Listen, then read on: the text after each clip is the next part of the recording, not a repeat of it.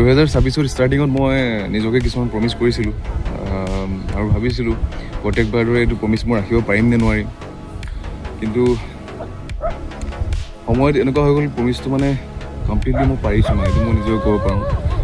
এতিয়া মই ফেব্ৰুৱাৰী আপোনাৰ ধৰি লওক আধা গুচিয়ে গ'ল, জানুৱাৰী ফেব্ৰুৱাৰী কমপ্লিটলি মই নিজকে প্ৰমিছ কৰিলোঁ আৰু নিজকে লাইফটো মানে বহুত ইম্প্ৰুভমেণ্ট দেখিছোঁ। আৰু এনেকৈ নহয় কি আপোনাৰ প্ৰমিছ কৰিলোঁ আৰু একো কৰা নাই, মানে কণ্টিনিউ সদায় ডে বাই ডে মই বস্তুবিলাক বাই অল প্ৰচেছ মানে আপোনাৰ চব ফালৰ পৰা ইম্প্ৰুভমেণ্ট হৈছে। মোৰ ধৰি লওক ফিজিক ৱাইজ, মেণ্টেলি ৱাইজ, মোৰ ফাইনেন্সিয়েল মানে যিমান বহুতখিনি আগবাঢ়িছে।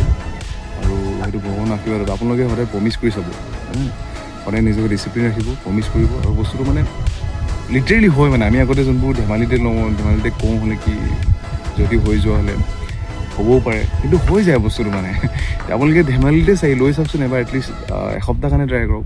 সেই এসপ্তাহটো আপোনাৰ এমাহ হ'ব, সেই এমাহটো আপোনাৰ এবছৰ হ'ব, এনেকৈ বস্তুবিলাক হয় মানে।